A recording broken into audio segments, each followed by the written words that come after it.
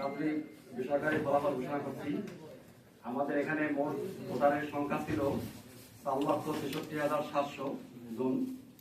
Postal vote গণনা কেন্দ্র সহ মোট ভোট কেন্দ্রের সংখ্যা ছিল 156। আর ফলাফল প্রাপ্ত ভোট কেন্দ্রের সংখ্যা 155টি। তো আমরা প্রতিদ্বন্দ্বী প্রার্থীর নাম ঘোষণা করব এবং রাজনৈতিক দলের নাম ঘোষণা করব এবং মধ্যবর্তী প্রতীক এবং প্রাপ্ত ভোটের সংখ্যা আমরা আপনাদের সামনে উপস্থাপন করব।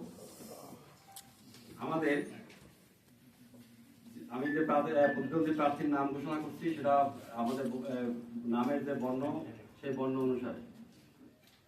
আমাদের এখানে জনাব নাজমুল হক প্রধান, বাংলাদেশ জাতীয় সমাজতান্ত্রিক দল, বাংলাদেশ জাসদ। তার মহাপ্রকৃত প্রতীক ছিল মোটর গাড়ি কার। তিনি পেয়েছেন 3009টি ভোট। জনাব মোহাম্মদ নওশাদ জমির, তিনি তার রাজনৈতিক দলের নাম বাংলাদেশ জাতীয়তাবাদী দল বিএনপি। তার মহাপ্রকৃত প্রতীক ধানের শীষ। তিনি পেয়েছেন 1,73,169 ভোট।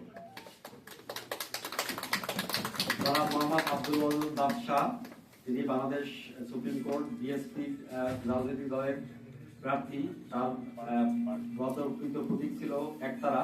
তিনি পেয়েছেন 1018 ভোট। জনাব মোহাম্মদ ফেরদৌস আলম, বাংলাদেশ লেবার পার্টি। তার মহাপ্রকৃত প্রতীক আনারস। তিনি পেয়েছেন 683 ভোট। জনাব মোহাম্মদ মাহফুজুর রহমান, গণ অধিকার পরিষদ জিওপি। তার মহাপ্রকৃত প্রতীক ট্রাক। তিনি পেয়েছেন 836 ভোট।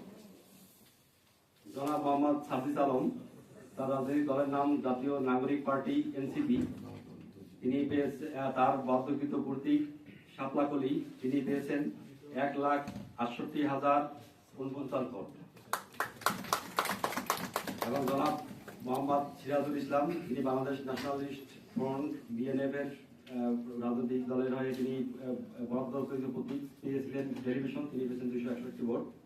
আমাদের এই আসনে পঞ্চগড় আসনে মোট বৈধ ভোটার সংখ্যা 3,50,025 জন এবং বাতিলকৃত ভোটের সংখ্যা 8,942টি। সর্বমোট প্রদত্ত ভোটের সংখ্যা 3,58,967 এবং প্রদত্ত ভোটের শতকরা হার 77.41%। আমি আমাদের আমি ফলাফল প্রাথমিক বেসরকারি ফলাফল ঘোষণা করলাম।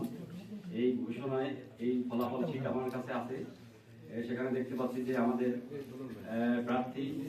প্রতিদ্বন্দ্বী প্রার্থী মোহাম্মদ নওশাদ জমির, বাংলাদেশ জাতীয়তাবাদী দল বিএনপি, যার মহাপ্রকৃত প্রতীক ধানের শীষ। তিনি 1,76,169 ভোট পেয়ে নির্বাচিত হয়েছেন।